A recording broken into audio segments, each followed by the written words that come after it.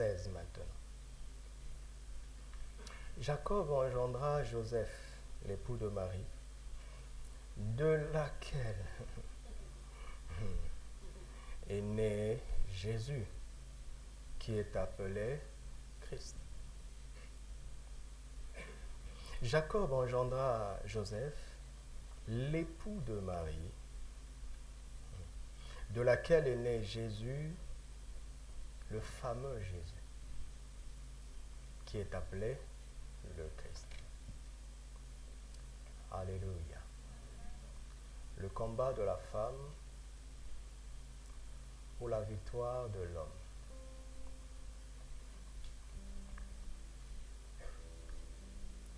Dès la chute, une guerre a été déclarée par Dieu lui-même.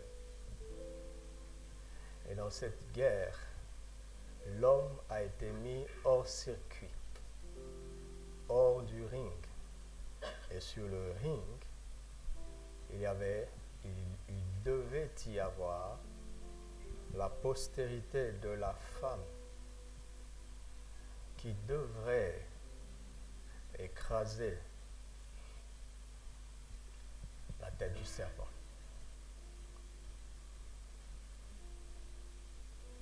Question: comment est-ce qu'un homme naîtrait d'une femme sans le concours d'un homme? Mais vous savez ce qui s'est passé 6000 ans plus tard. 6000 ans plus tard, Joseph était hors du ring. Et Marie s'est retrouvée enceinte. Et le fameux Jésus, appelé le Christ, est venu. Et à partir de ce jour-là, les problèmes sans fin ont commencé pour Satan. Sans fin. Dieu avait parlé 6000 ans en arrière, 4000 ans en arrière, et cela s'est accompli. Maintenant, cela fait 2000 ans que cela s'est accompli.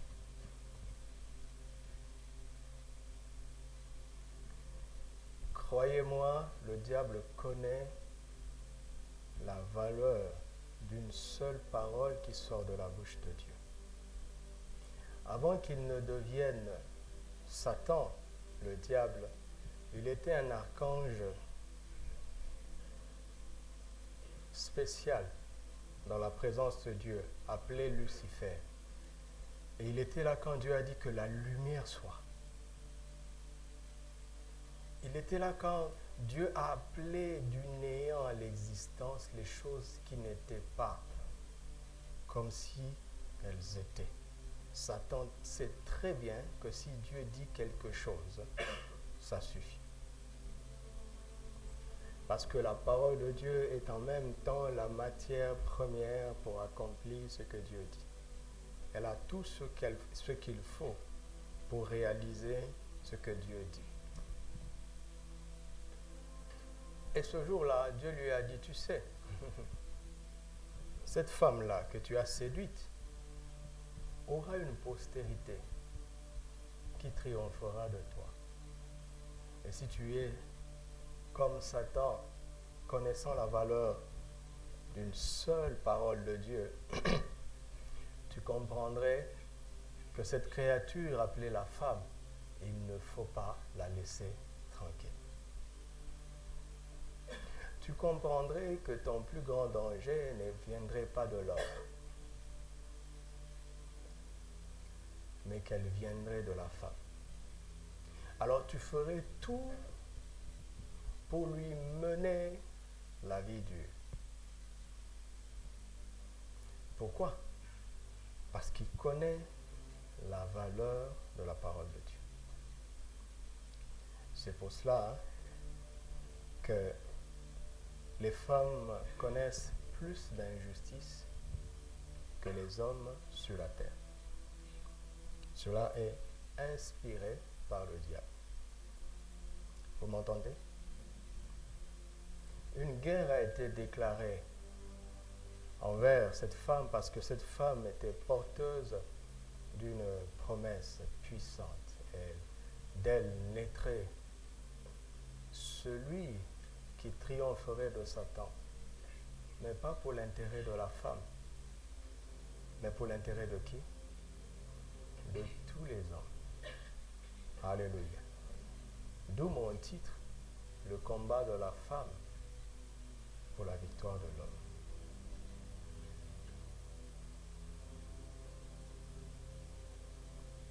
Ça veut dire beaucoup de choses déjà. Il faut avoir un cœur spécial pour accepter de souffrir pour le bien des autres. Il faut avoir un cœur spécial pour accepter de souffrir pour cette personne qui t'a accusé quand la faute est venue, qui ne s'est même pas préoccupé de te protéger. Il faut avoir un cœur spécial. Et dans la vie, nous savons que les femmes sont plus promptes au sacrifice que les hommes, pas vrai? Sur le plan naturel.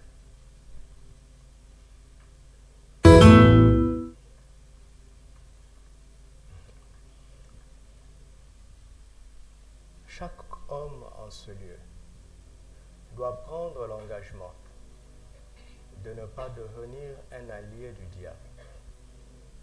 La plus petite fille, la sœur ou l'épouse que tu minimises ou que tu méprises, si tu le fais, tu es en train de faire l'œuvre du diable. Vous m'entendez?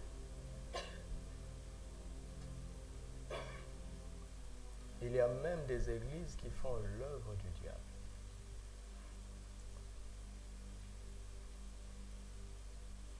En brimant, en opprimant la femme. Le Saint-Esprit ne peut pas inspirer ça. Vous me suivez? Le Saint-Esprit ne peut pas inspirer ça.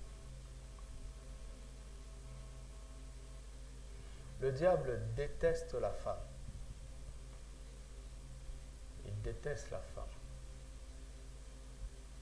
Parce que la femme est le moyen par lequel Jésus est venu. Il déteste la femme partout sur la terre et de tout temps. Depuis que l'homme et la femme sont sortis du jardin, le diable a détesté plus la femme que l'homme. Il se sert même du pouvoir que Dieu a donné à l'homme pour brimer encore et brimer la femme. Ce soir, si tu te rends compte que tu as été méchant envers tes sœurs, quand tu vas rentrer, appelle-les, demande pardon. Si tu as méprisé ta mère, ou si tu ne traites pas ta femme si tu es marié comme il se doit, si tu ne lui donnes pas l'honneur en général, ou si tu ne respectes pas les sœurs ici, tu ferais bien de casser cet élan qui permet au diable de te regarder comme un allié. Alléluia. Qu'un frère dit, je ne permettrai jamais au diable de me regarder comme un allié. Alléluia. Et Dieu le savait. Dieu, il savait que le diable s'acharnerait contre la femme. Il le savait. Vous savez, une deuxième chose, c'est que Dieu a créé l'homme pour qu'il soit dépendant de lui. Mais il a créé l'homme pour qu'il soit interdépendants les uns des autres. Alléluia. Écoutez-moi. Est-il vrai que le péché d'Adam, le premier homme, nous a touchés? Est-ce que tu étais là? Est-ce que vous avez déjà rencontré un jour? Comment ça a de l'impact sur nous? 6000 ans plus tard,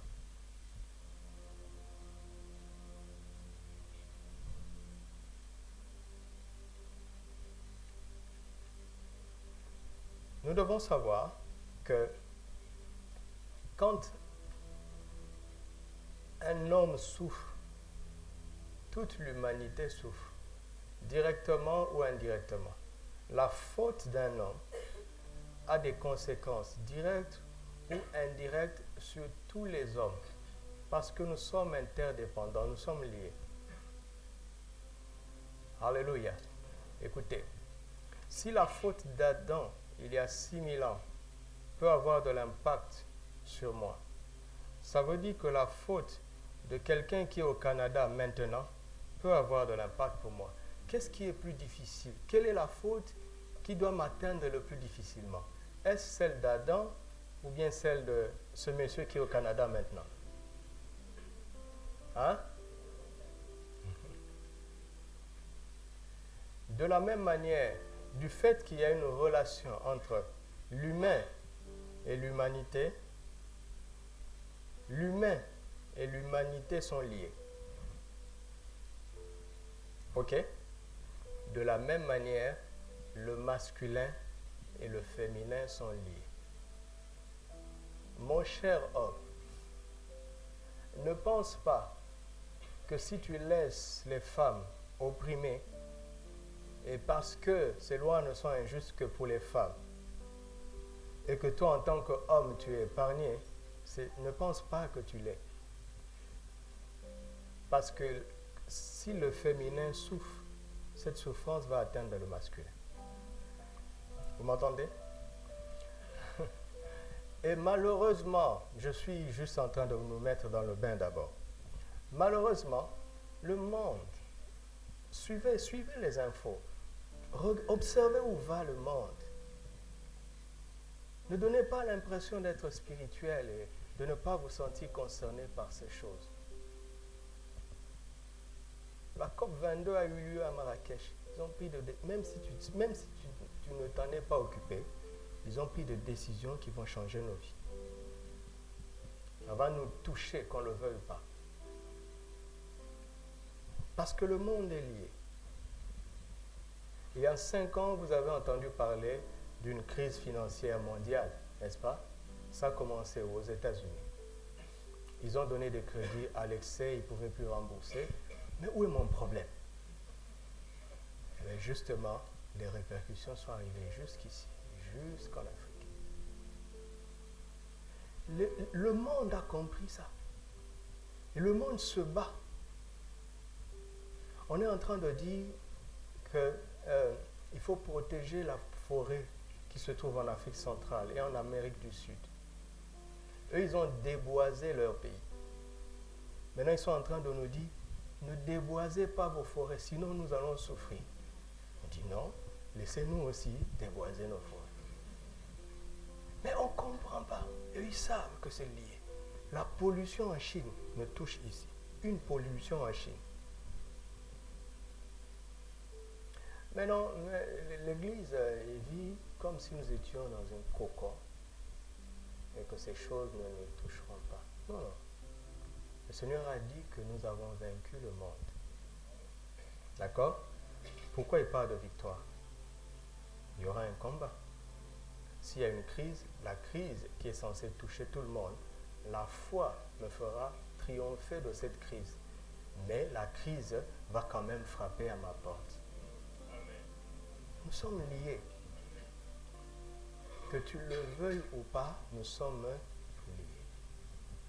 Ce qui touche l'humain touche l'humanité, ce qui touche le féminin touche le masculin. Vous m'entendez? Écoute, si la maison de ton voisin brûle et que tu vas t'asseoir et dire, oh Seigneur, je te bénis parce que ma maison à moi ne prend pas feu. Insensé.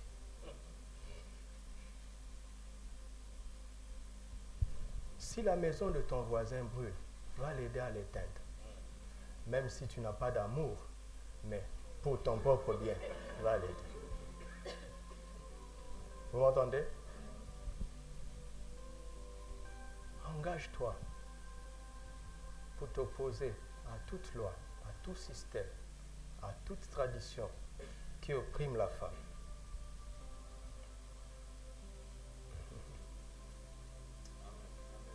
Vous me suivez? Est-ce que vous me suivez? Oui, les choses sont plus favorables pour nous les hommes. Mais là, je parle en insensé. Si elles sont opprimées, nous souffrirons. Écoutez-moi. Est-ce qu'un mari peut être heureux si sa femme est malheureuse? Ce n'est pas possible. Ce n'est pas possible.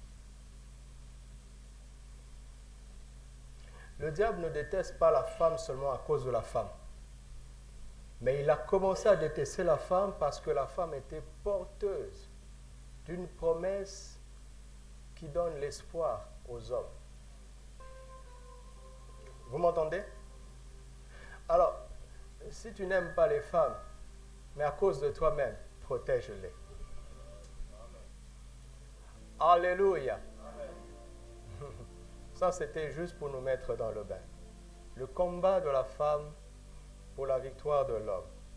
Sept principes que je veux que vous reteniez et qui vont changer vos vies. Ce sont des choses que j'ai apprises pendant plus de 20 ans maintenant. C'est maintenant que je formule, que je mets des mots dedans. D'accord?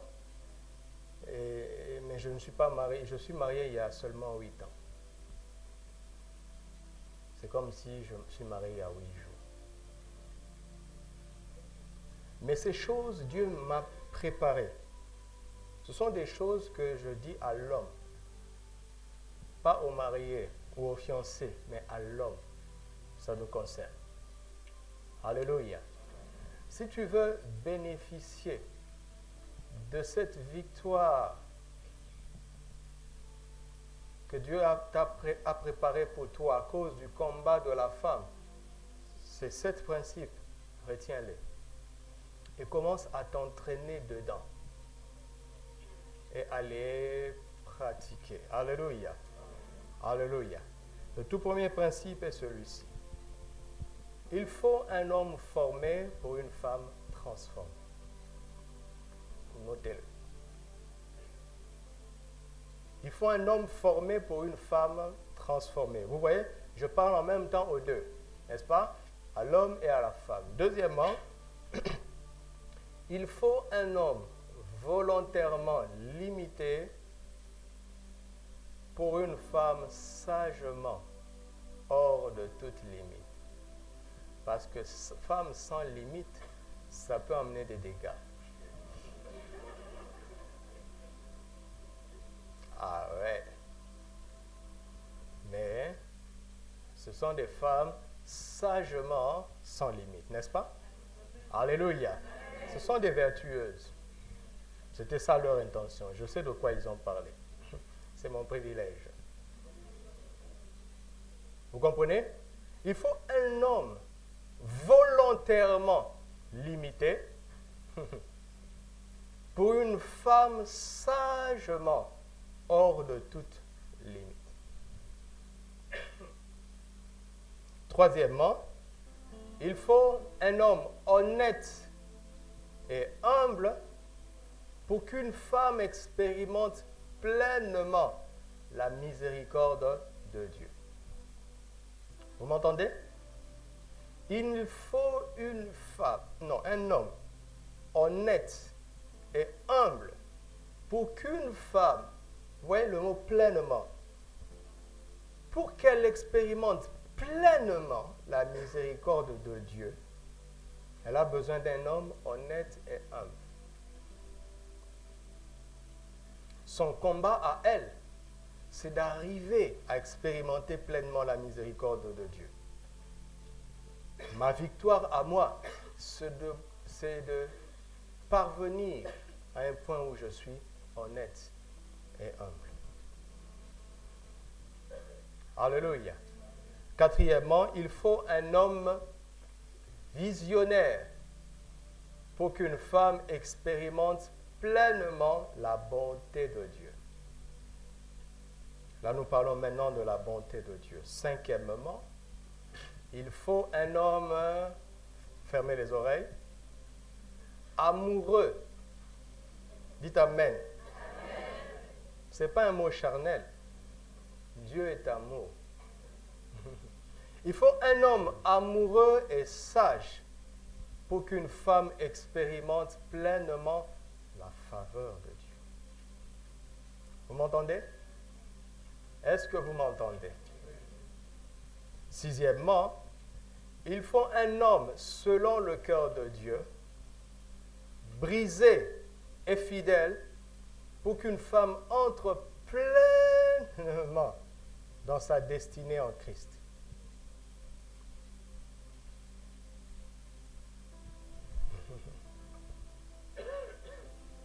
Il faut un homme selon le cœur de Dieu, brisé et fidèle, pour qu'une femme entre pleinement dans sa destinée en Christ. Et enfin, il faut un homme de couverture, ce que j'appelle un homme de couverture, c'est-à-dire un homme de bien et obéissant à Dieu pour qu'une femme serve Dieu sans limite et qu'elle atteigne son potentiel maximal.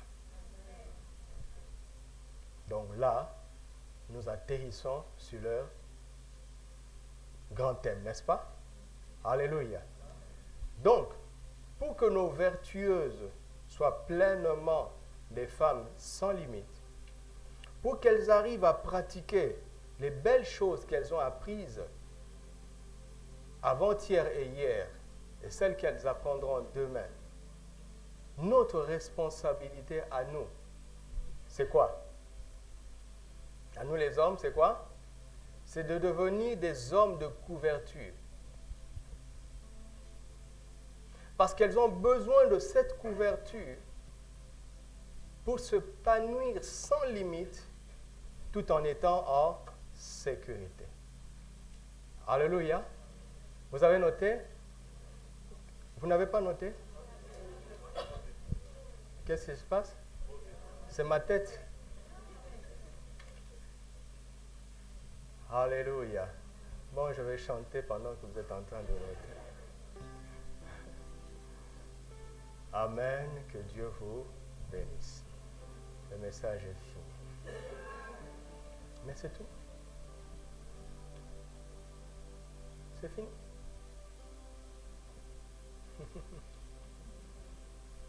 C'est fini. Maintenant, on va prier.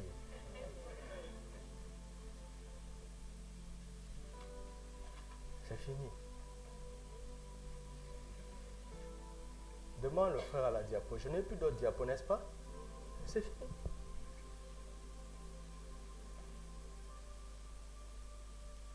Pour une fois, on a fini la réunion avant l'heure. Donc, on rattrape tous les débordements. Oui, j'essaie de me racheter de tous les débordements. Amen. Que le Seigneur soit avec vous. Rentrez dans la paix du Seigneur.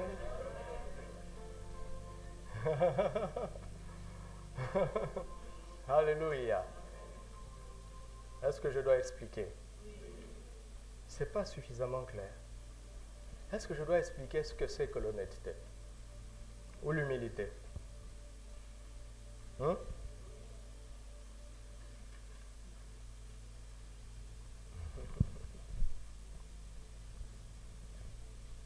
Alléluia.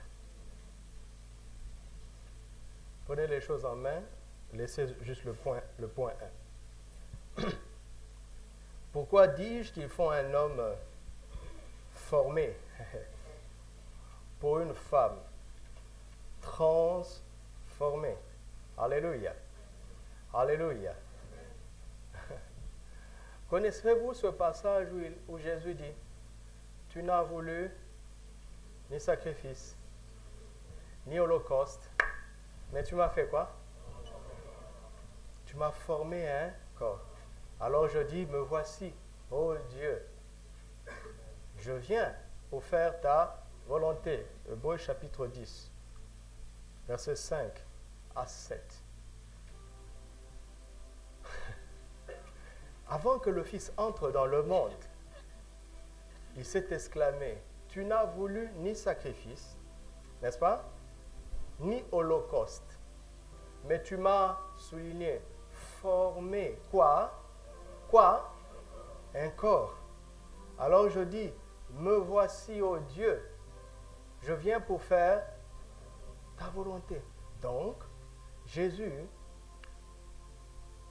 Dieu a formé un corps pour Jésus, un corps, afin qu'il accomplisse sa volonté, n'est-ce pas? Laquelle, justement, à Gethsémane, Jésus dit cette phrase.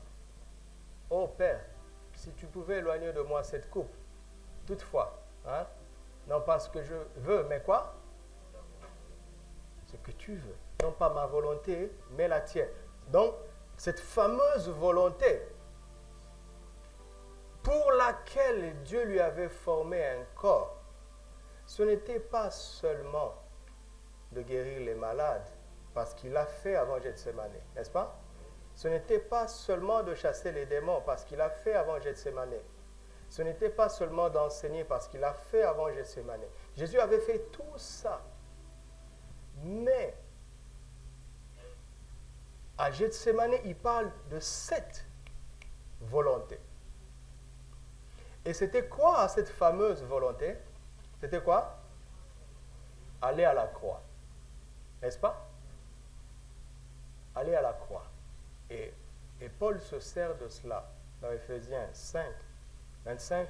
Marie aimait vos femmes. N'est-ce pas? Comme Christ a fait quoi? A aimé l'Église et il a fait quoi? Il s'est donné pour elle. Donc il est mort pour elle, afin de la sanctifier et la purifier avec l'eau de la parole.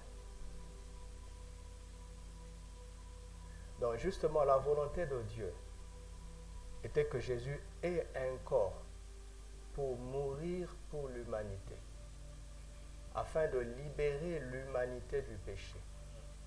Et comme récompense, Dieu le Père prendra toute l'humanité libérée du péché et il la donnera à Christ comme une épouse. C'est quoi l'épouse de Christ? C'est l'ensemble d'hommes et de femmes qui étaient jadis, autrefois pécheurs, mais qui ont été transformés par la démonstration de l'amour de Christ à la croix. Pour que nous soyons transformés, il a fallu qu'il soit formé.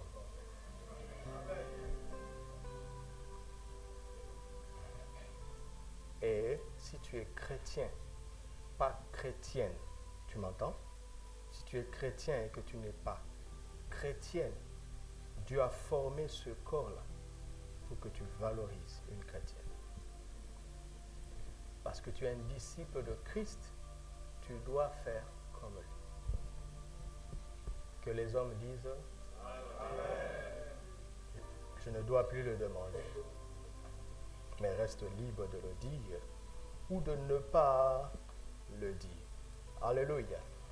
Deuxièmement, il faut un homme volontairement limité pour une femme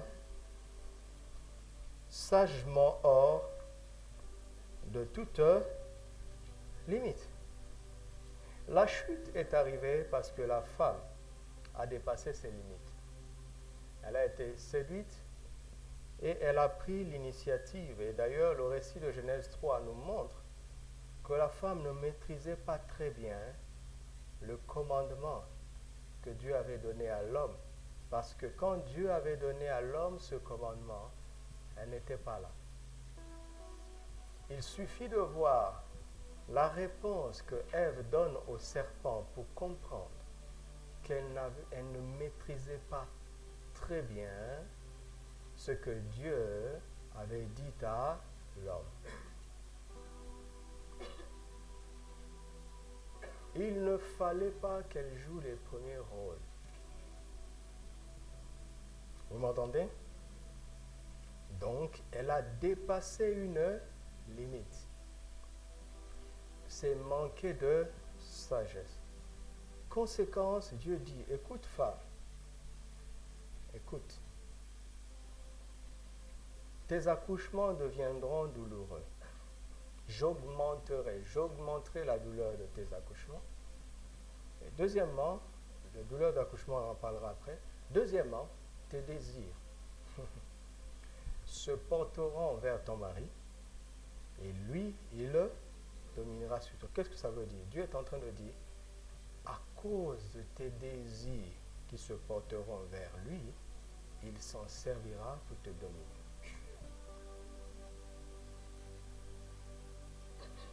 Ta nature deviendra un problème pour toi.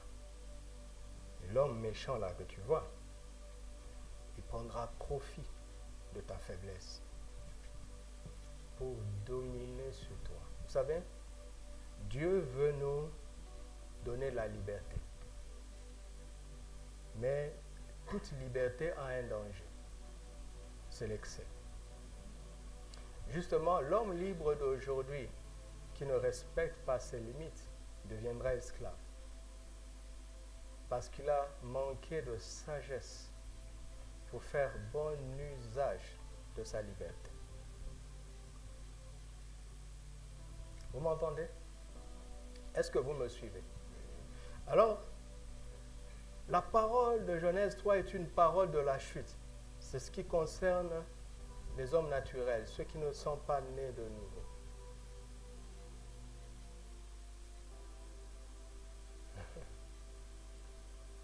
D'une part, l'homme naturel, le masculin, est tellement égoïste qu'à chaque fois qu'il voit qu'une femme s'attache à lui, il va s'en servir pour la dominer. Que vous le vouliez ou pas, c'est comme ça. Ça, c'est l'homme naturel. La femme naturelle est incapable de gérer la liberté. Elle est incapable de respecter les limites. C'est une conséquence de la chute. Maintenant, il faut que ce problème soit résolu. Pour que ce problème soit résolu, il faut d'abord que l'ordre de Dieu revienne. Alléluia. C'est que l'homme, le mari doit retrouver sa position de chef. D'accord? Il doit retrouver sa position de chef. Mais réfléchissez. Quand l'homme a chuté, il a commencé à dominer sur la femme. C'est une conséquence de la chute, n'est-ce pas? Alors, s'il est restauré, qu'est-ce qu'il doit faire? Qu'est-ce qu'il doit faire normalement? Il ne doit plus dominer sur sa femme. Oui ou non? Combien de fois j'ai entendu une épouse dire, il ne faut pas, ou bien même pas une épouse, deux personnes qui s'aiment, dire, il ne faut pas qu'il sache à quel point je l'aime, sinon il va monter sur ma tête. Non, il faut qu'il sache combien tu l'aimes.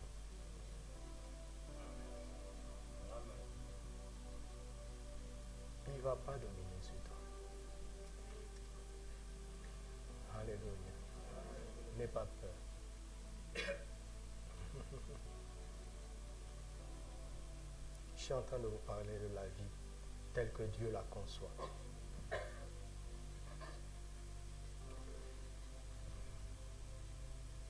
Mais comment ça marche? C'est que l'homme régénéré retrouve sa position de chef. D'accord? Mais il choisit lui-même de s'imposer des limites pour donner un exemple, un bel exemple à la femme qu'il est en train d'affranchir. Il dit, chérie, regarde, normalement je peux aller jusque là. Mais tu as vu, je ne l'ai pas fait. Pourquoi tu ne l'as pas fait? Est-ce que tu n'avais pas le désir de le faire? Je dis oui, bien sûr, j'avais le désir de le faire. Mais je suis resté maître de moi-même. Et elle enregistre. Et le jour où tu lui dis, à partir d'aujourd'hui, jusque-là tu étais limité jusqu'ici, à partir d'aujourd'hui j'étends la limite, elle ne fera pas n'importe quoi. Parce qu'elle a appris de ton exemple.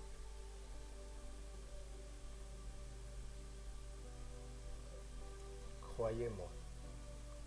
Ce n'est pas en lui disant « Je suis le chef » qu'elle va respecter les limites. Elle va te manipuler, te donner. Parce qu'elles sont fortes pour ça. Mais si tu es sécure et que tu prêches par l'exemple, elle ne pourra pas.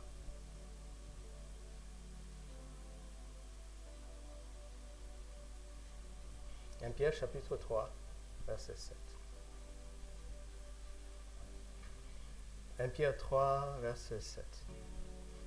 Nous lisons d'abord dans la version Lu Second, et après, je vais lire dans d'autres versions. Et nous allons faire une synthèse. N'oubliez pas, pendant que nous sommes en train de lire la bouteille d'eau, Dieu avait dit, tes désirs se porteront vers ton mari et il dominera sur toi, n'est-ce pas? Ton mari, ancienne créature, l'homme déchu, il dominera sur toi à cause de tes désirs. Ce n'est pas sa faute.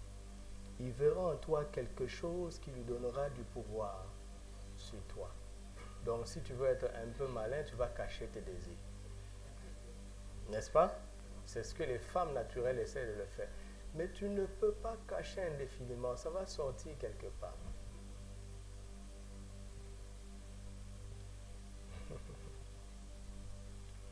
Regardez ce que l'apôtre Pierre nous dit.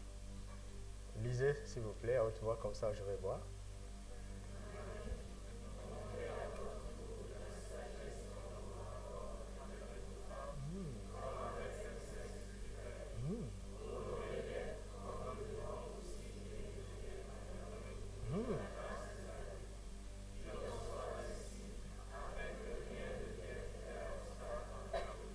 Waouh! Notez, commençons par la fin, n'est-ce pas? Il dit, je suis en train de te montrer un principe qui va faire que rien ne fera obstacle à vos prières. Or, Jésus nous avait dit, lorsque 2 ou 3 s'accordent pour demander une chose quelconque, n'est-ce pas? Cela leur sera accordé. Donc, entre autres, Dieu a prévu le mariage pour mettre ce duo-là, pour lequel rien n'est impossible à cause de la prière.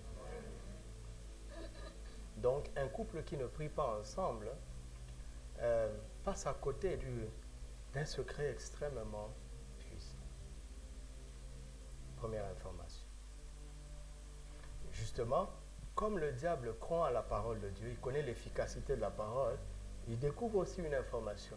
Il faut faire en sorte que, ou bien ils ne prient pas ensemble, ou bien que j'intervienne pour mettre un obstacle à leur prière. D'accord? Vous me suivez? D'accord. Donc, on commence par la fin. Et puis, on remonte. En remontant, Dieu dit, écoute, tu sais, Marie, la femme que je t'ai donnée là, elle doit recevoir avec toi. Non, j'étais déjà dans une version. La femme que je t'ai donnée, j'ai prévu qu'elle hérite avec toi de la grâce de la vie. Vous avez vu ça? Qu'est-ce qu'il est en train de dire ici? Il est en train de dire, j'ai un héritage pour vous deux.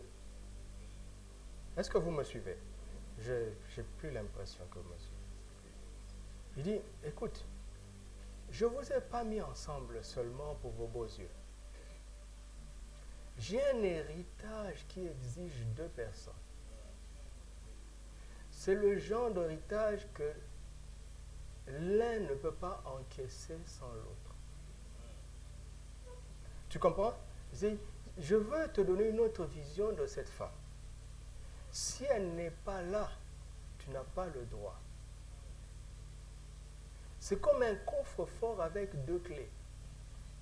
Tu dois introduire la tienne et tourner. Et elle doit vouloir introduire la sienne et tourner. Dès ce moment, tu commences à dire, chérie, s'il te plaît, mets ta clé. Tu sais ce qu'elle va te dire? Elle va te dire, honore-moi. Parce que c'est ce que Pierre est en train de dire. Savez-vous que Pierre était marié? Hein? Ce n'est pas le pape Pierre. Pierre n'a jamais été pape.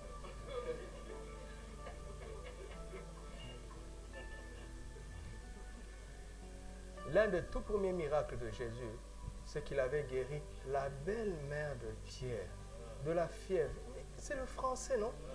Pourquoi quand tu ouvres la Bible, tu fermes ton cerveau? Belle-mère, ça veut dire quoi? La maman de son épouse. Donc c'est un homme marié et apôtre de surcroît qui parle. C'est quelle galère il a vécu. Jusqu'à ce qu'il se dise, Seigneur, ça chauffe, comment je vais faire? Il dit, mais tu n'as qu'une seule clé. Seigneur, et si elle ne veut pas ouvrir sa clé, je fais comment? Seigneur dit, elle l'ouvrira. Seigneur, comment tu en es sûr? Il dit, regarde-vous, regarde ce que vous êtes devenu. Regarde comment vous m'aimez. Est-ce que vous étiez comme ça avant? Pourquoi? Qu'est-ce que j'ai fait pour que vous tombiez ainsi amoureux de moi? Je vous ai montré votre valeur. Je vous ai racheté un grand prix. Tu honores la femme, elle ouvre les clés. Donne sa clé, elle te donne son chèque.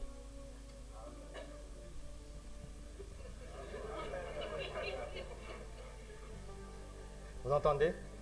Et insensés comme sont les chrétiens, les dragueurs connaissent ça. Oui ou non? Les chrétiens sont insensés. Ils disent seulement un grand dragueur, il n'est pas honnête, il te flatte. Moi je suis sérieux, moi je te dirai toujours la vérité. Zéro compliment. Mais tu es fou. Oh non, mais moi je ne peux pas dire ce que je ne pense pas. Donc ça veut dire que tu ne penses pas du bien de moi. Si les compliments ne sortent pas, donc dans ta pensée, il n'y a rien de valorisant. Oui ou non? Elle va prendre sa clé, faire. Tu as dit que tu es le boss là-bas, non? Ok, règne partout où tu veux. Mais l'héritage de Dieu, là, ma clé, je ne la mettrai pas. Ne m'amuse pas. C'est tellement simple. C'est tellement simple. Ça ne coûte rien d'honorer vraiment. C'est-à-dire, commence d'abord à penser du bien. Fais une veillée de prière pour dire, Seigneur, je me repens. Je ne vois rien de bon en elle. Mais toi, tu es mort pour elle. Montre-moi ce que je ne vois pas. Je suis en train de vous parler. Comment on peut prier? Vous savez, parfois, je suis sûr, je veux vous dire la vérité. Je pense que Dieu s'ennuie trop de nos prières. Ça a chauffé là-bas. Vous vous êtes tourné le dos. Et puis tu vas dans le lieu de prière. Il dit, tais-toi. Tu n'es pas heureux. Tais-toi. Tu ferais mieux de dire, Seigneur, vraiment, ce problème revient toujours. Comment est-ce qu'on va résoudre ça? Pourquoi elle ose la voix quand je parle? Pourquoi j'ai l'impression qu'elle m'honore pas? Pourquoi quand je dis 1, elle ajoute 2, 3? Mais ça me gêne, Seigneur. Je veux que ça change. Mais j'y arrive pas. N'as-tu pas un secret?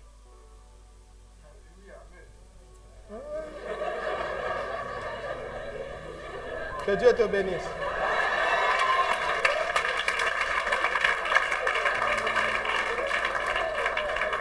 Viens, je prierai pour toi à la fin. J'ai vu quelque chose pour toi. J'ai vu quelque chose pour lui. Viens, tu viens. Je te dirai, je prierai pour toi. Honore-la. Sinon, tu peux avoir tout, sauf ce que Dieu a prévu. L'héritage, là. Il dit hériter avec toi.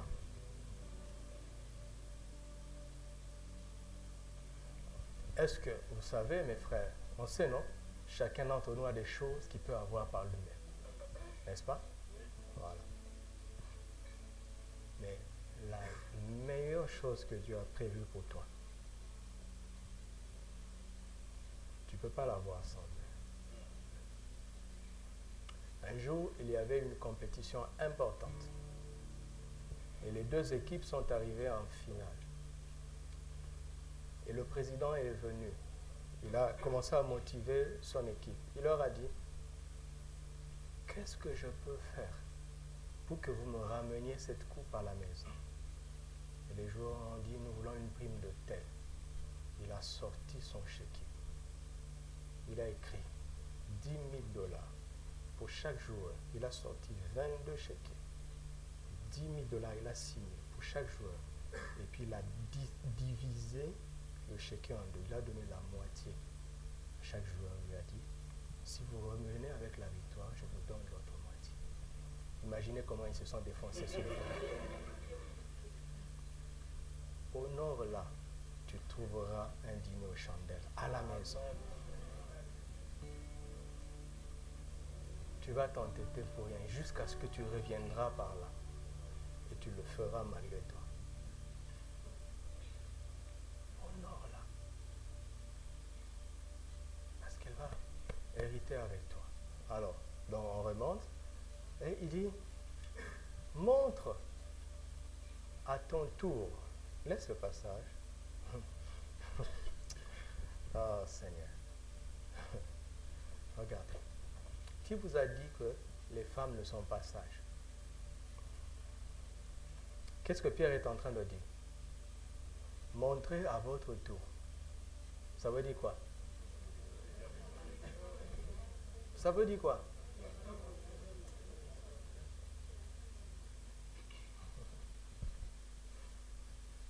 Montrez à votre tour, dans vos rapports avec vos femmes, de la sagesse. Mais Dieu me dit toujours la vérité. Il dit comme à un sexe plus faible. Vous entendez? Il ne dit pas un sexe faible, mais un sexe plus faible. Ça veut dire quoi? Ça veut dire quoi, mon frère? Souviens-toi, n'oublie pas que toi-même aussi tu es faible. Elle l'est peut-être plus que toi. Mais ne fais pas comme si toi tu ne savais pas ce que c'est qu'être faible. Ne joue pas au fort. On se connaît. D'ailleurs, elle-même te connaît mieux que tout. Tu veux pas l'impressionner. Comment tu vas faire pour l'impressionner?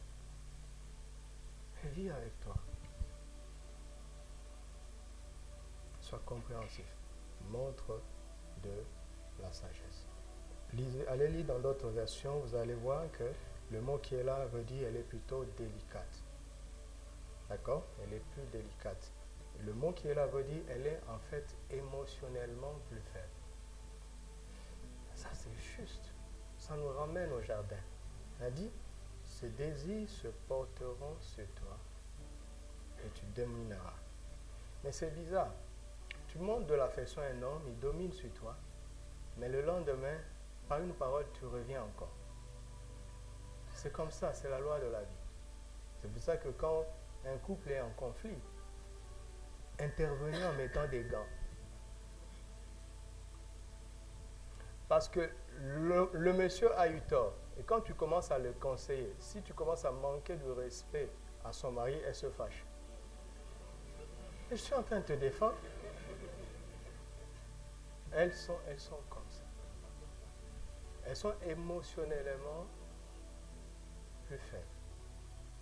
Et naturellement, elles maîtrisent moins leurs sentiments, leurs émotions que les hommes. Alors Dieu est en train de dire, oui, mais ce n'est pas une raison pour que tu l'exploites. Vous m'entendez? Alors, c'est pourquoi je dis volontairement limité. Quand tu as une occasion de profiter, parce que tu vois la faiblesse, n'est-ce pas? Et que tu choisis de ne pas le faire, n'est-ce pas extraordinaire? Tu te limites toi-même, ne vous en faites pas, ce n'est pas l'onction. Tu te limites toi-même. Tu comprends? Tu as vu la faiblesse de ces désirs. Et tu vois à quel point tu peux en profiter. Mais tu choisis de ne pas le faire. Quel exemple tu es en train de donner à l'autre? Et le jour où tu lui donneras plus de possibilités, je vous promets qu'elle ne dépassera pas les limites. Vous avez compris? L'homme, si tu veux réussir dans ton couple, apprends à te sacrifier, surtout quand tu as raison. Surtout quand il y a des contradictions. Tu comprends? Ne dis pas, je suis chef, c'est moi qui ai le dernier mot. Parfois, fais ce qu'elle dit et laisse la chose échouer. Ça lui donnera de l'intelligence. Ça lui donnera de l'intelligence. Elle va dire, ah, je pense que prochainement, je te...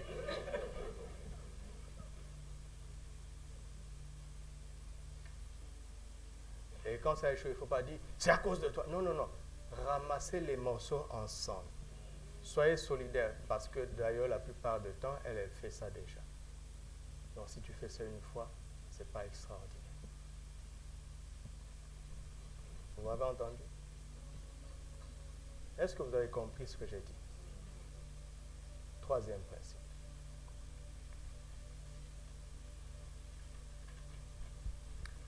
Là maintenant, nous sommes dans Genèse 38. Allez lire tout Genèse 38. C'est l'histoire de Judas qui est allé vivre parmi les Cananéens. Je pense que Judas avait la conscience chargée à cause de ce qu'ils avaient fait contre leur frère Joseph. C'est immédiatement après ça. Parce que Judas est celui qui voulait empêcher ses frères de le faire. Vous imaginez, vous rentrez chez papa et vous lui faites croire que Joseph est mort et papa est en deuil. Judas n'a pas supporté ça. Alors, ne pouvons pas trahir ses frères parce que même s'il le disait, on n'est pas sûr de retrouver Joseph. C'est un esclave. Si j'ose le dire, pense Judas, la douleur de papa va devenir encore pire et la famille va se déchirer.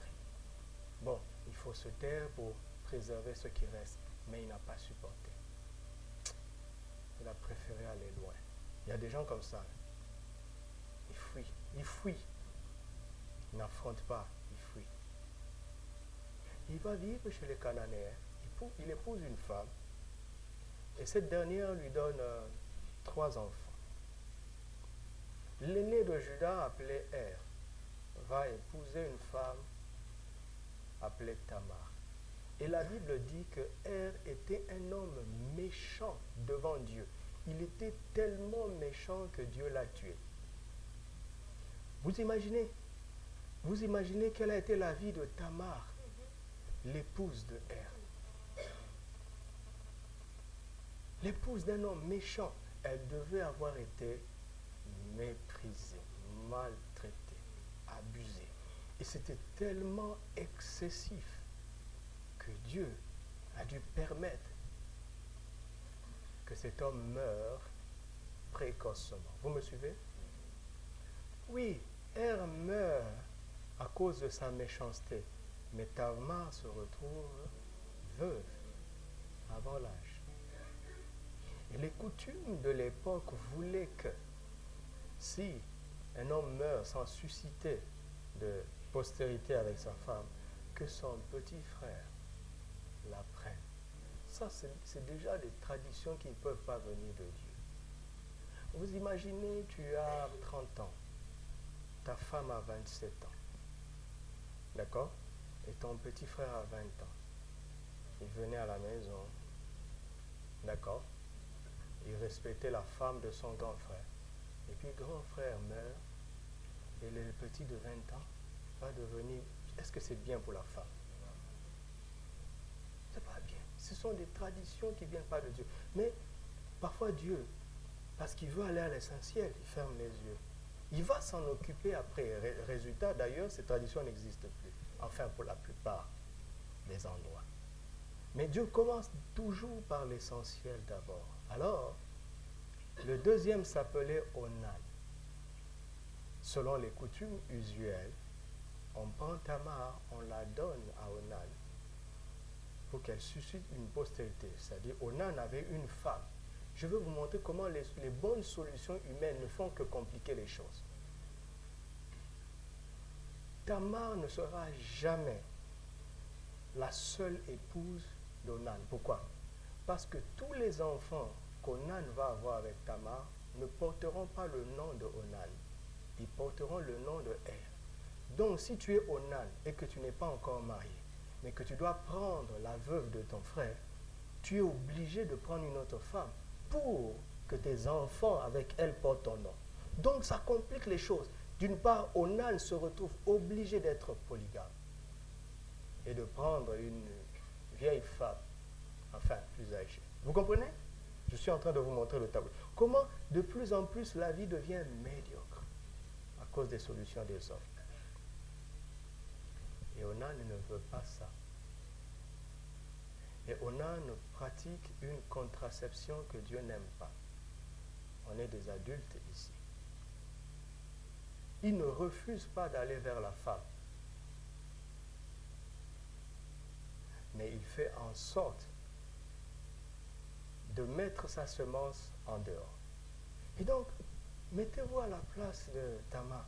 Mais pourquoi on me l'a donné alors? On aurait dû me laisser chez moi. Pourquoi? L'idée, c'était qu'il me suscite une descendance. Et lui, il ne veut pas. Mais qu'est-ce que je suis, moi, finalement? Je suis un objet avec lequel on s'amuse.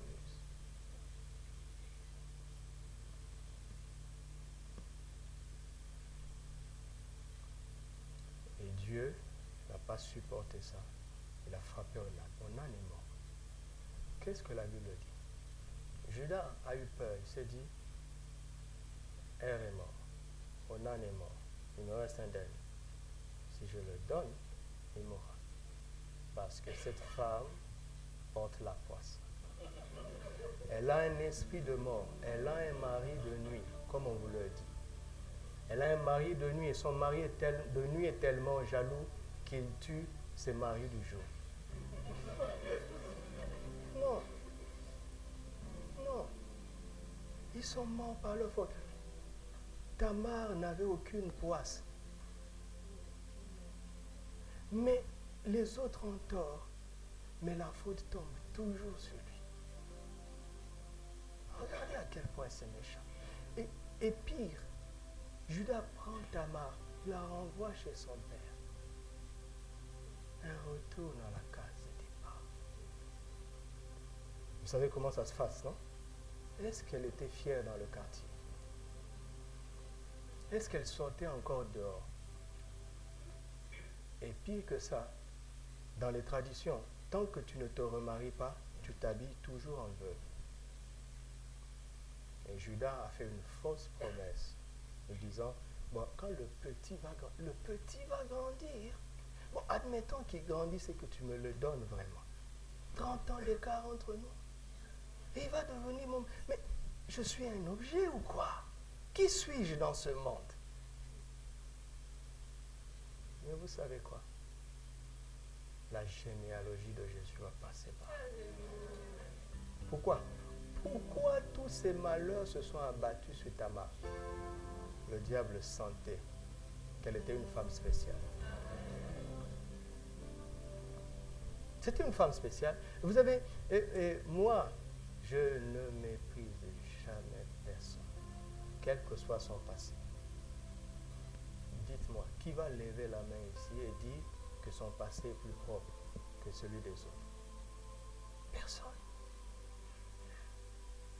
Personne. Mais si Jésus est passé par là, il n'y a pas quelqu'un de plus clean que toi. Il n'y a pas quelqu'un de plus important que toi. Regardez, quand je lis Matthieu, moi je frémis toujours quand je lis Matthieu 1, la généalogie de Jésus. Ouais, je vous avais prévenu, il fallait me laisser m'arrêter quand j'avais donné les séquences. Je frémis pourquoi? Regardez, on dit Abraham engendra Isaac, Isaac engendra Jacob. Et Jacob engendra les 12. On ne cite pas Sarah, une femme extra. On ne cite pas Rebecca. On ne cite pas Léa et Rachel. Mais quand on continue de lire très bien, on cite une femme abusée. On cite Rahab la prostituée. on cite Ruth, la Moabite, c'est-à-dire descendant d'un fils résultat de l'inceste. On ne cite pas Sarah.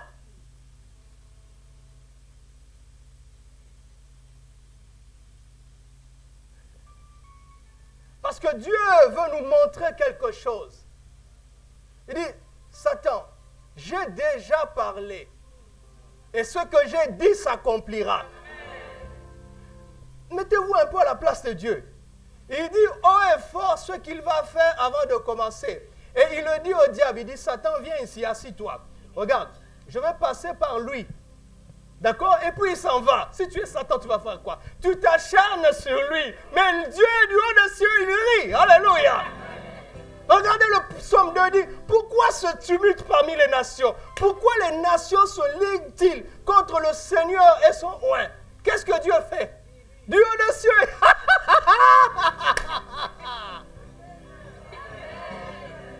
Il n'agit pas encore. Il rit. Apprends ça. Apprends à rire. Avant d'envoyer du feu. Dieu annonce. Dieu vend la peau de l'ours avant de le tuer. Il vend. Il dit, tu veux combien? Tu as besoin d'une peau? Donne-moi. Tu dis 100 dirhams. Il dit, non, c'est trop peu. Donne 10 000. Tu es sûr? Il dit, donne, tu vas voir. Il va même pas aller à la chasse. Il dit, allez, ours, viens.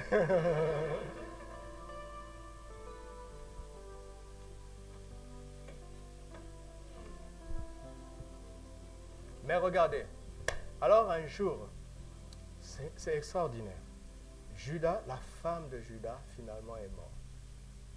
Cette précision est importante. Et un jour, Judas est allé chez une prostituée. On est entre adultes. Tu comprends? Si tu es veuve, planifie de te marier. Parce que le désir du corps peut te pousser à la faute. Je ne comprends pas, je vois des gens de plus en plus. Il va en formation pour 4 ans. Il est un homme marié. Il va en formation dans un autre pays pour 4 ans. Et il ne planifie pas de rentrer. Et même si tu rentrais une fois par mois, tu veux me dire que tu es un morceau de bois. Et que tu prétends être rempli du Saint-Esprit. Moi, je suis rempli du Saint-Esprit. C'est pas sage. Finis tes études jusqu'où tu veux aller avant de te marier alors. Pourquoi te marier et faire 4 enfants et décider de reprendre des études? Bon, si ça t'est arrivé, ça arrive à quelqu'un, la grâce de Dieu est toujours là. Parce que rien n'est impossible à celui qui croit. Mais ça va être difficile, d'accord? Mais vous les jeunes, comprenez? Ne mettez pas la charrue avant le bœuf. Quelle est ton ambition? Tu veux aller jusqu'où? Alors, termine ça d'abord. Te marier.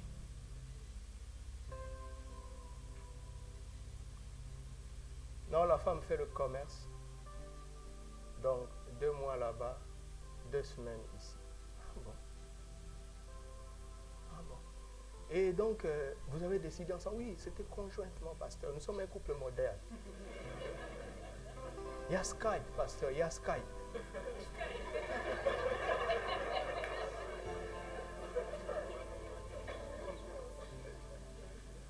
Ne soyez pas comme eux.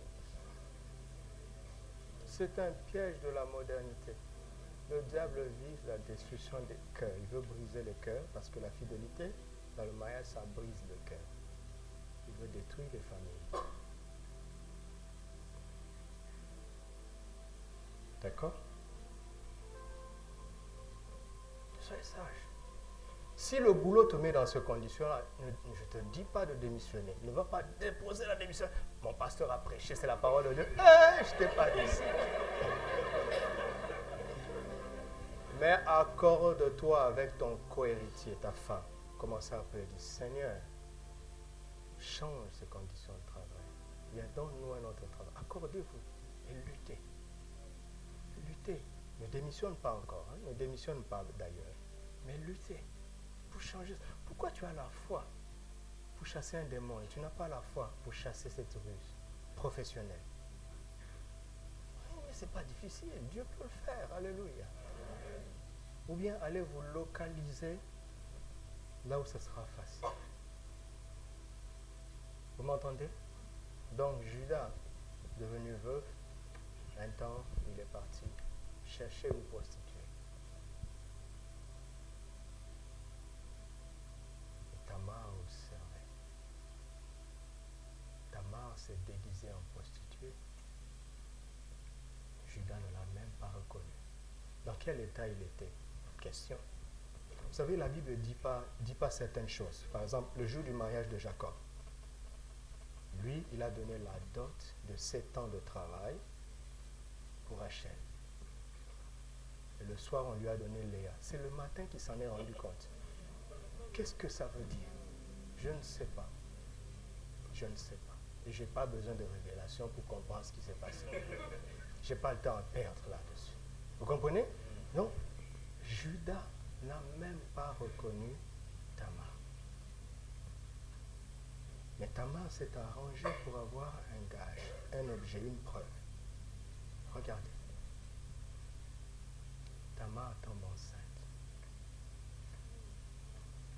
3 mois plus tard, on vient dire à Judas, Tamar, la veuve de tes fils, est enceinte. Il dit, sortez-la et lapidez-la. Pour une fois, une femme se parfume pour être lapidée. Il dit, venez. Il n'y a que 10 personnes. Non, convoquez tout le village. Il faut que tout le village me lapide. Ce que j'ai fait est très mal. Il dit, mais cette femme est vraiment tombée sur la tête. Ils sont arrivés à 50. Il dit, non. Est-ce que le chef du village est là? Venez encore. Et puis il dit, avant que vous jetiez la première pierre, puis-je dire quelque chose? Regardez à quel point la société est injuste. Une femme qui est censée appartenir à quelqu'un d'autre tombe enceinte. Vous ne vous posez pas la question, qui a fait ça?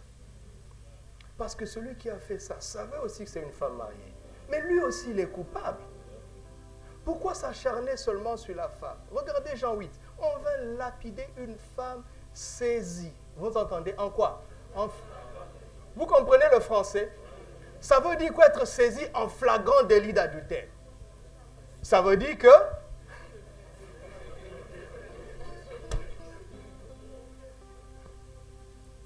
en flagrant délit, ça veut dire quoi? On lui a pris la main dans le sac. Ça veut dire quoi? L'homme était là. Mais ses collègues hommes, qui sont aussi des dribbleurs en secret, lui ont dit, mon cher, fouille.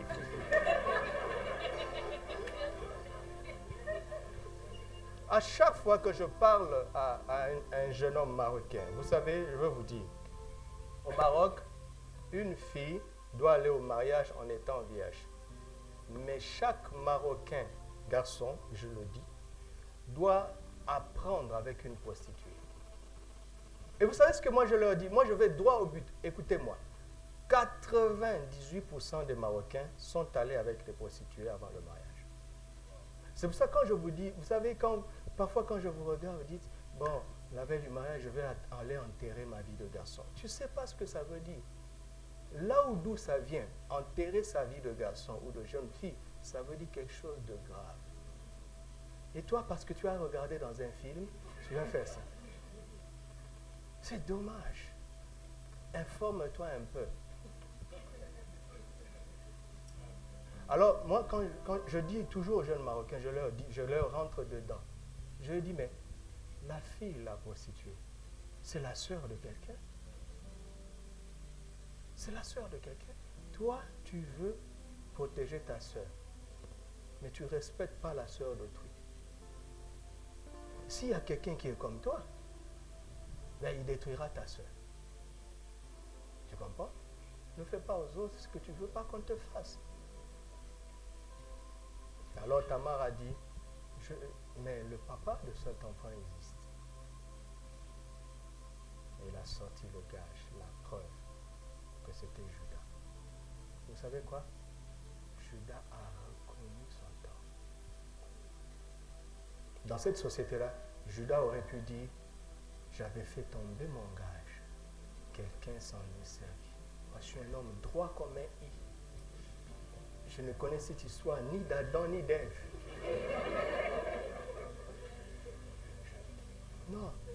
Judas a reconnu. Vous savez quoi? Vous savez quoi? Vous savez quoi? Vous savez pourquoi c'est la première femme qui apparaît dans la généalogie de Jésus? Vous savez quoi? Pourquoi? Parce que Judas a réussi là où Adam avait échoué. Adam n'a pas reconnu son tort. Il dit, c'est la femme que tu m'as donnée, c'est ta faute. Si tu ne me l'avais pas donnée, tu prétends être omniscient. Tu aurais dû savoir. Là, moi, je n'ai... Tout est ta faute.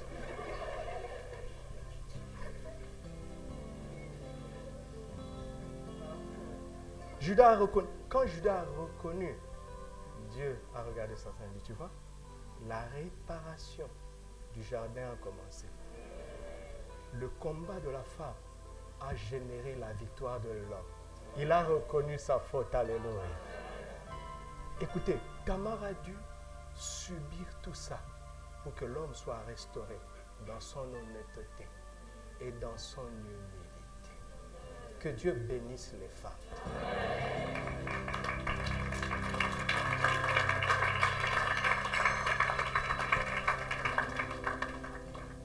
Alléluia.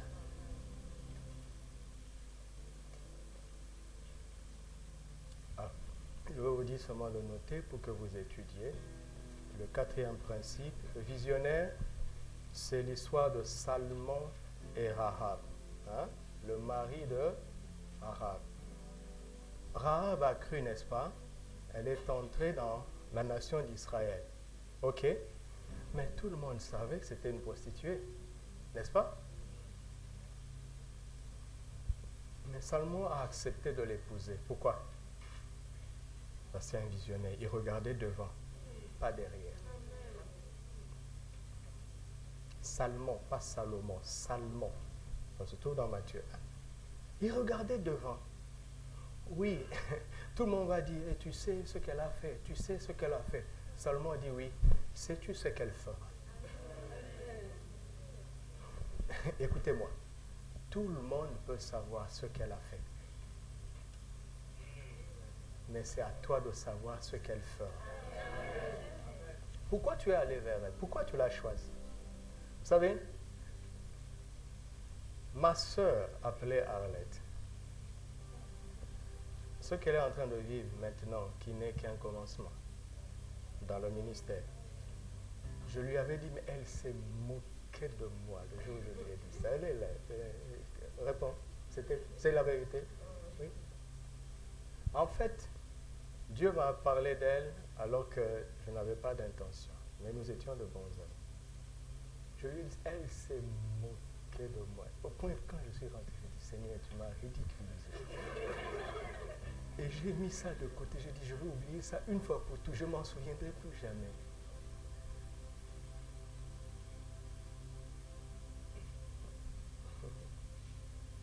Et puis quelques temps plus tard, je me suis surpris à commencer à l'aimer.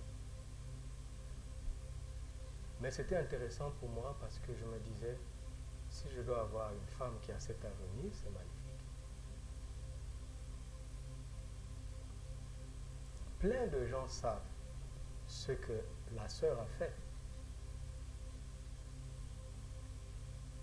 Mais qui saura ce qu'elle fera?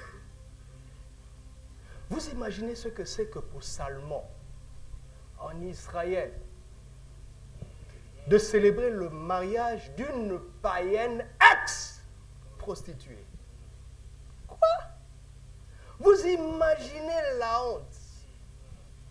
Certains amis même ont dit, bon, on va t'envoyer nos cadeaux. On est occupé. Ça arrive, j'ai vécu ça. Et ils croient tellement pas en eux, mais ne pouvant pas le dire, ils envoient le cadeau. Mais quelle est la force de Salmon? Regarde, Josué leur dit, quand vous allez entrer en Jéricho, ne prenez rien, dévouez tout par interdit, sauf Rahab et sa famille. Salmon, là où il était, il réfléchit.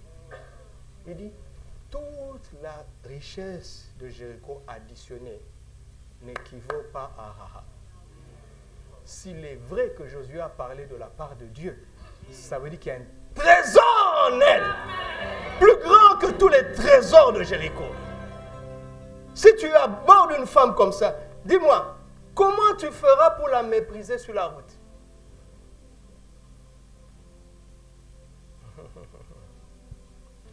Cinquièmement, amoureux et sage. Amoureux et sage. C'est l'histoire de Ruth et de Boaz. Qu'est-ce qui se passe? Bref, vous connaissez l'histoire de Ruth, n'est-ce pas? Bon, je vais aller droit au but quand Boaz rencontre Ruth. Il parle, il dit, ma fille, patati patata. Il lui fait des faveurs dans son champ. Ruth dit, mais qu'est-ce qui arrive pour que je trouve grâce à tes yeux, mon Seigneur? Oui, donc, délicatesse, mais il faut avoir ça, c'est important.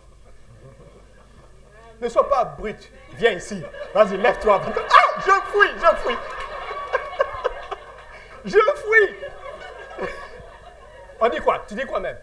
Ah!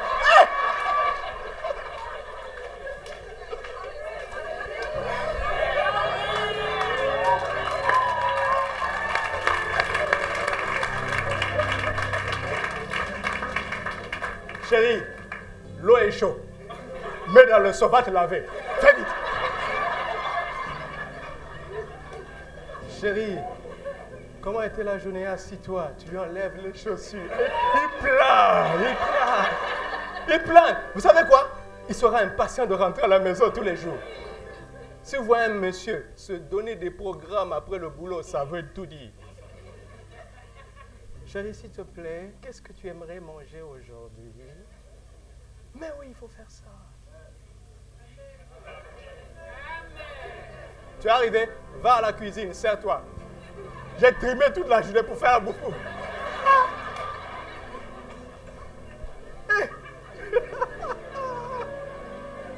D'ailleurs, toi, tu m'aides jamais. Il n'y a que moi qui veille. Seigneur, où est-ce que je suis tombé? Qu'est-ce qui m'a appris? Dieu dit, tu ne m'avais pas consulté.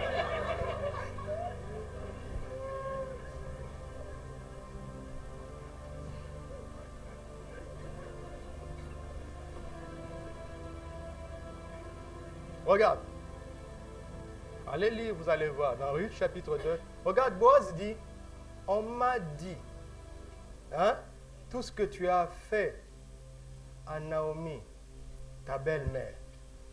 Donc, Boaz est en train de dire, ah mes amis, Boaz est en train de faire croire à Ruth, hein, qu'il est gentil comme ça à cause de ce qu'on lui a dit. C'est pas vrai. Qu'est-ce qui s'est passé pour qu'on lui dise ça? Qu'est-ce qui s'est passé? Boaz était un homme riche et puissant. Il atterrit dans son champ. Il y a plusieurs filles qui glanent. Mais il s'informe sur celle-là. Ça veut dire que ses yeux ont vu, son cœur a fait boum, boum, boum. Son cœur a fait boum, boum, boum. Mais attention, il est amoureux, mais il est sage. Il va s'informer. Mais tu vas souffrir pour rien. Tes yeux ont vu, ton cœur a fait boum, boum, boum. Mais elle a déjà dit oui à quelqu'un d'autre. Et toi, tu t'informes même pas. Et puis tu dis, chérie, je t'aime. Hey! C'est pas sage. Amoureux, oui, mais pas sage. Vous comprenez? Vous comprenez ça? Et parce qu'il a été amoureux et sage, il a permis à Ruth d'entrer dans la lignée royale par excellence. Ruth est entrée dans sa destinée sans le savoir. Allez étudier. Et pour qu'elle entre dans sa destinée, elle avait aussi des qualités. Dès le départ, nous n'avons pas de temps. Sixièmement,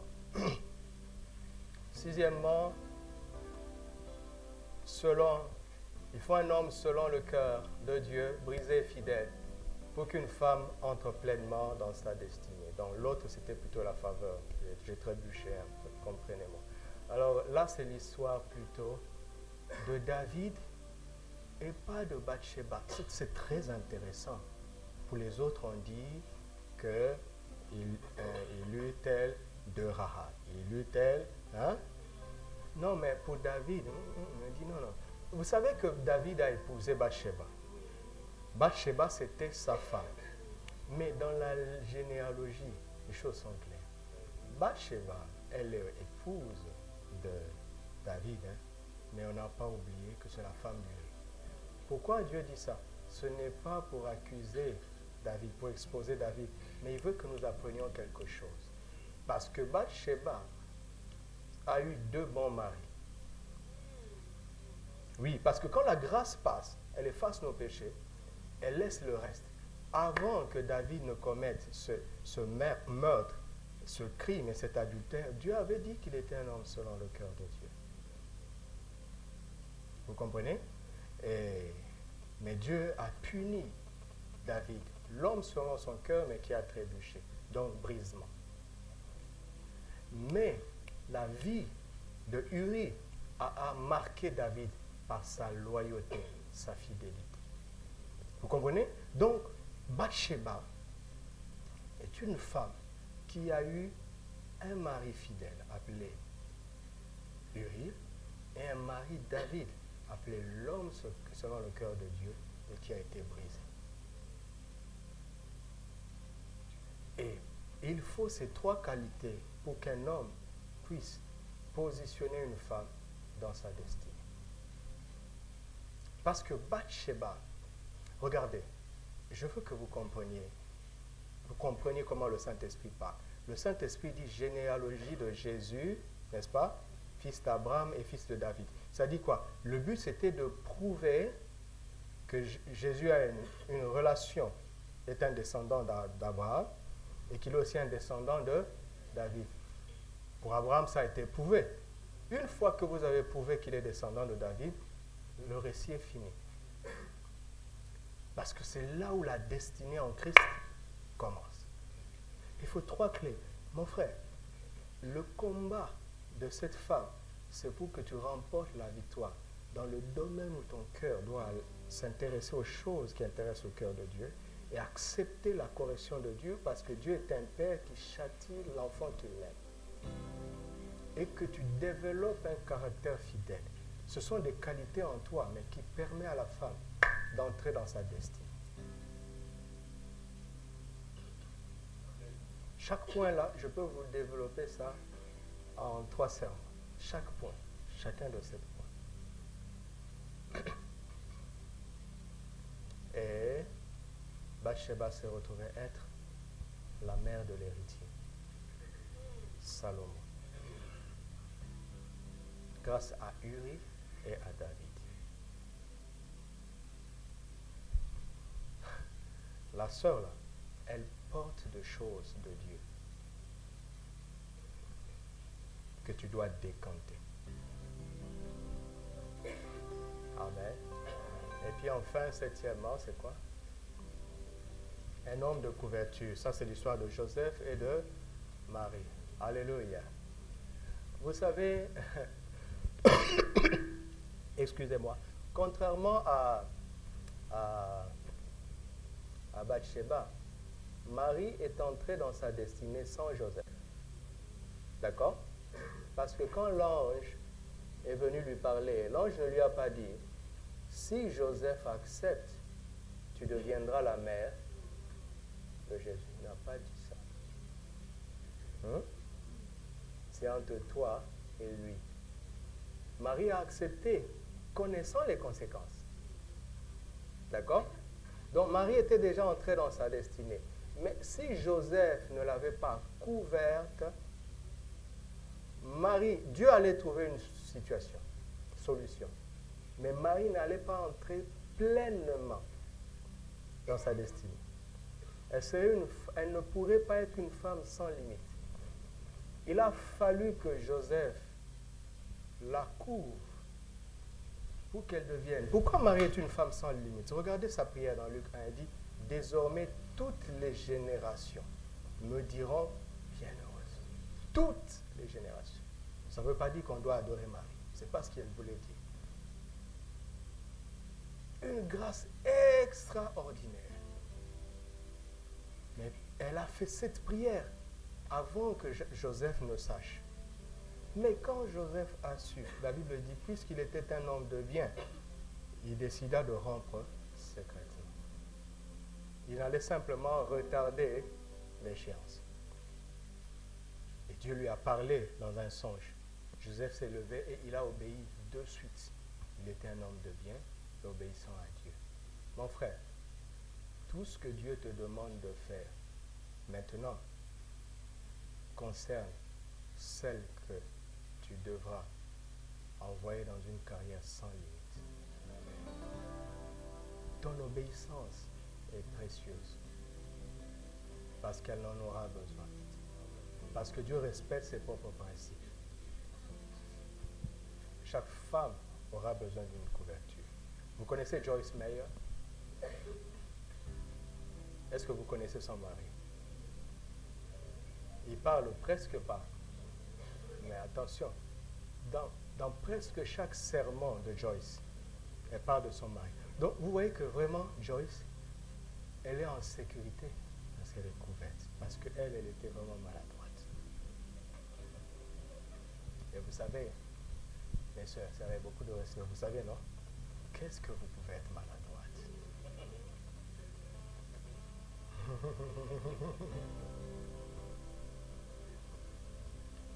Mais si vous êtes bien couverte, tant mieux. Tant mieux. Femme sans limite. Et que Dieu te donne une bonne couverture.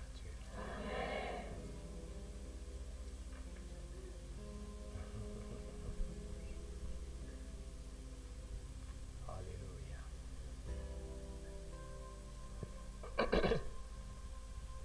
Que les femmes se lèvent.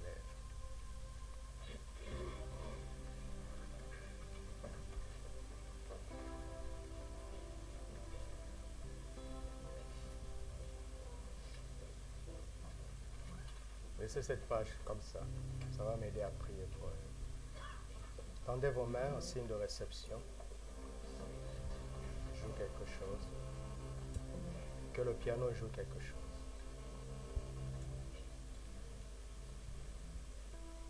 Père, au nom de Jésus,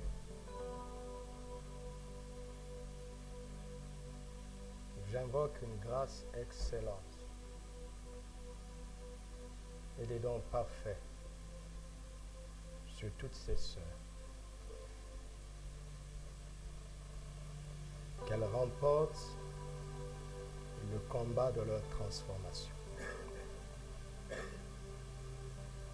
Qu'elles remportent le combat d'être sages dans cette vie où tu les emmènes, où il n'y aura aucune limite. Qu'elles remportent le combat contre tout obstacle à la pleine expérience de ta miséricorde, de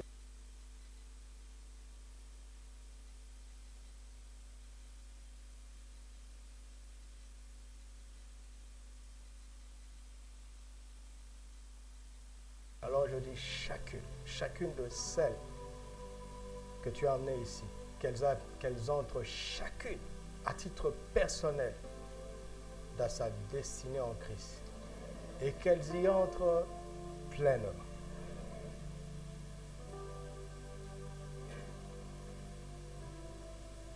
Et qu'elles ne quittent pas la terre sans avoir manifesté pleinement le potentiel que tu as déposé en elle.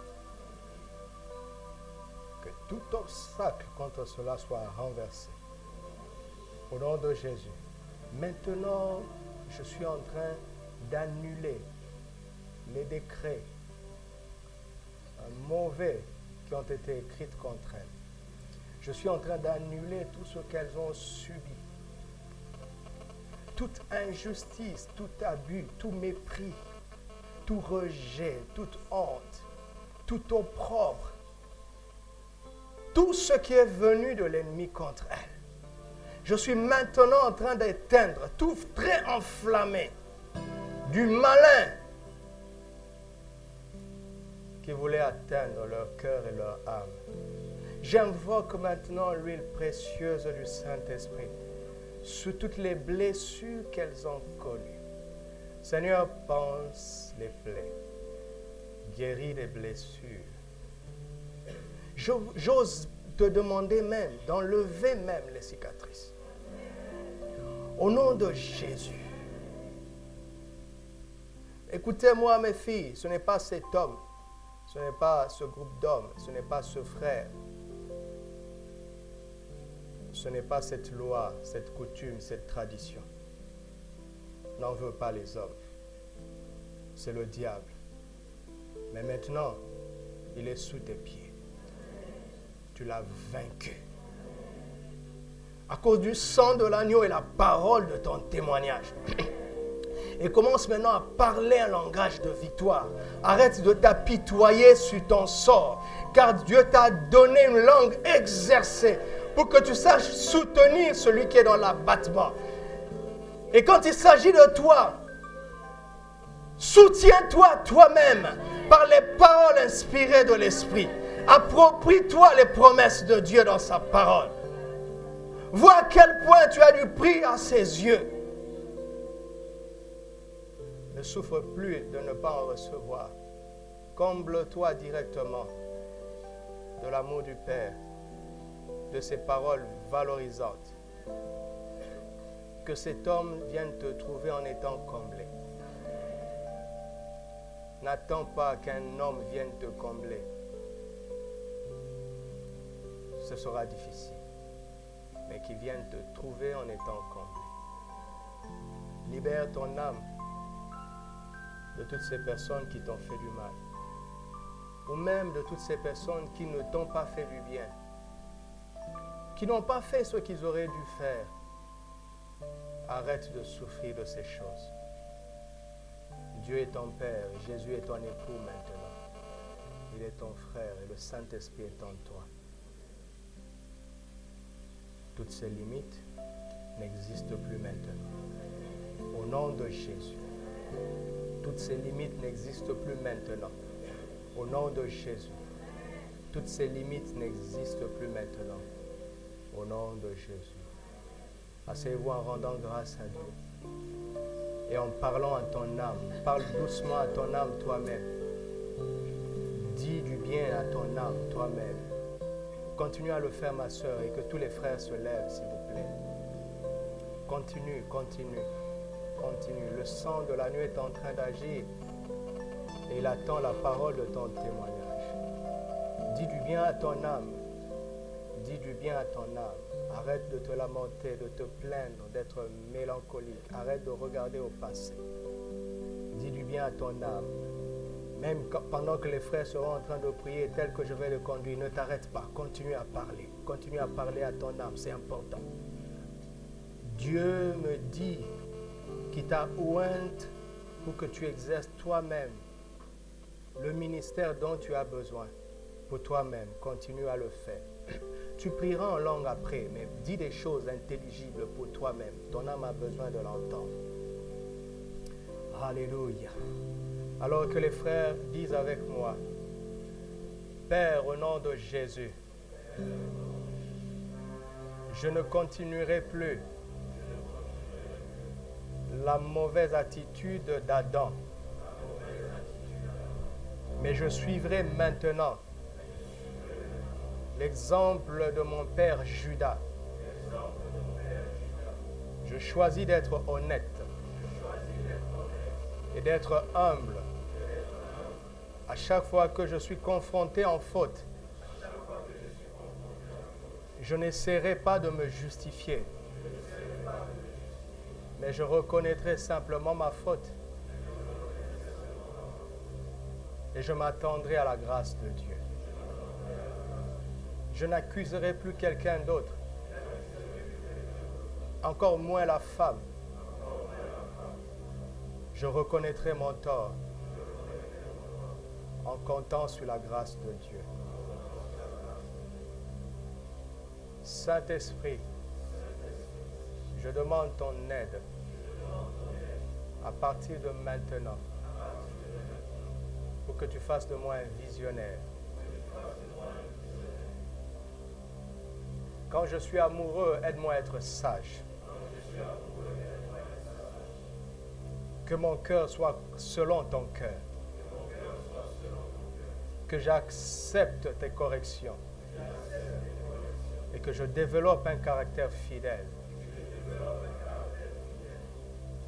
Père, me voici. Prends ma vie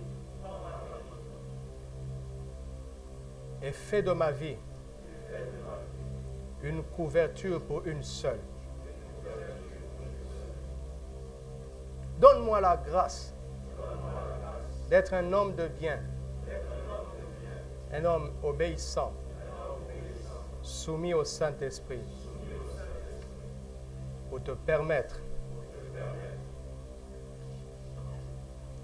de transformer celle que tu as choisie pour moi et de l'aider à te servir sans aucune limite. De l'aider à te servir sans aucune limite.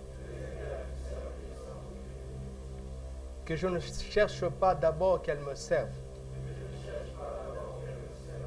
mais que je l'encourage à te servir sans aucune limite.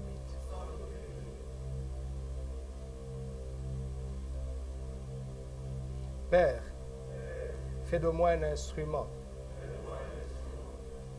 pour détruire toutes les cultures, toutes les traditions, tous les systèmes, toutes les pensées et même des doctrines qui visent à servir la femme, car je sais que cela vient du diable. Je ne veux pas faire l'œuvre du diable. Jamais. Mais je veux toujours faire l'œuvre du Saint-Esprit. Merci, Père. Au nom de Jésus. Alléluia. Levons-nous tous ensemble maintenant. Et levons nos mains et commençons à prier en esprit. Alléluia. Car tu as entendu, maintenant il faut l'esprit de révélation. Il faut l'esprit de révélation. Contra barayescaro mantaraba shere labayako. Irabarago senteriante carabarabasa. Irabarago santeriarabako sherebanta. Prie avec ferveur. C'est un combat que nous sommes en train de mener. Rabarago sandere yabako rabara sandarada. Irabarao sere yakandaraba oshetereke. Rebaya sandoro dobo shere labakantarabayo. Irabaraba sendere de gantarabayo kanterede. Shebradaba ikandorobo saradaba baba. Oh yakarandaba shetetete. Ramayo saladagam shekantabaraya. Iradago santeregam. Yekandora debo saradaba ikanto daraba. Prie avec ferveur, avec ferveur. Roba sandere de karababa. Yoraba sanderia da koria mandarada. Urababa osakentede. Yekaraba sanda. Il est sous nos pieds, il est sous nos pieds. Il est sous nos pieds. Rabada santoro do bosha. Irakababa santerebasha. Yondoboro kasama. Le Seigneur écrase l'ennemi sous nos pieds. Le Seigneur écrase l'ennemi sous nos pieds. Rabba sandara baba baba. Yotorobo shinte keria dagosa. Ikaraba sandadada. Yokorobo santerebo shamara. Iraba baba baba raconta. Yesendere debo sharadagam. Ikaronta bara sentede. Yokontobo shintaragam. Rekebenderebe. Rabada bandara dagosa. Ikandoro tobo shekete. Braga gaga gaga. Yaknamakom. Ebranda de. Yokondobo shikabara baba. Itagarane satobora. Yekendemere baba shakarada. Uramande baraba sakorodo. Erabayasa. Eriamanta. Hallelujah. Hallelujah. Hallelujah.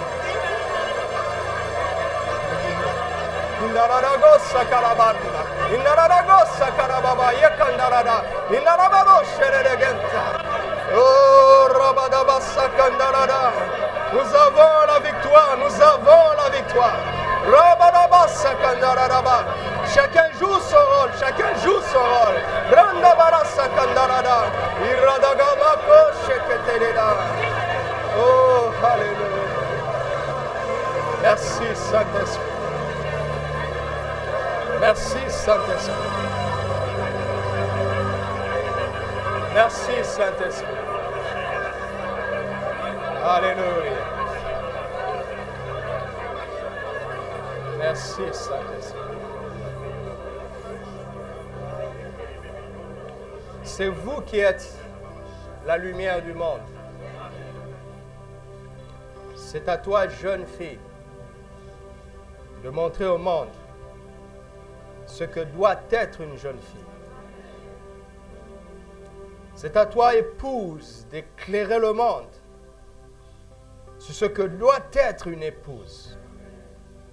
C'est à toi, jeune homme, de révéler au monde ce que je pense d'un jeune homme. C'est à toi, mari, de montrer au monde ce que doit être un mari.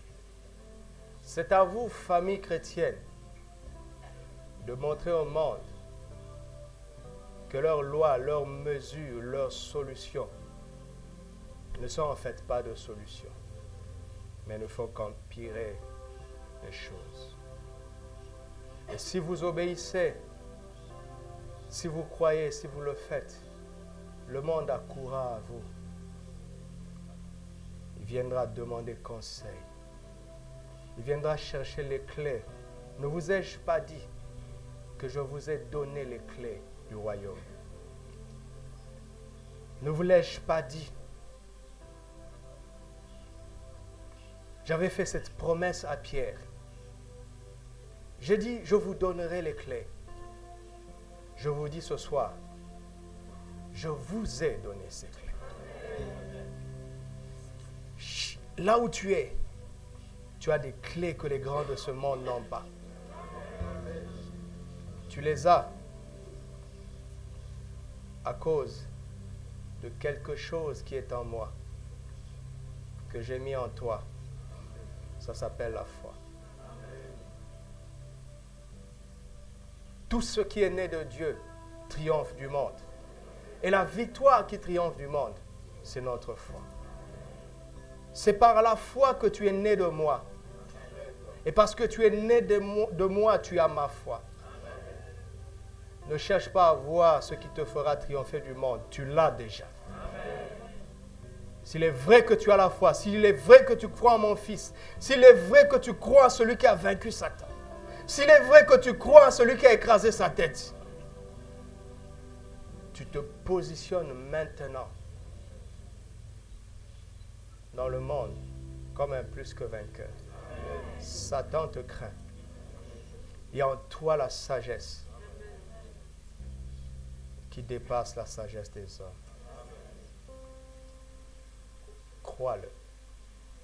Arrose-le par la prière. Arrose-le par la foi.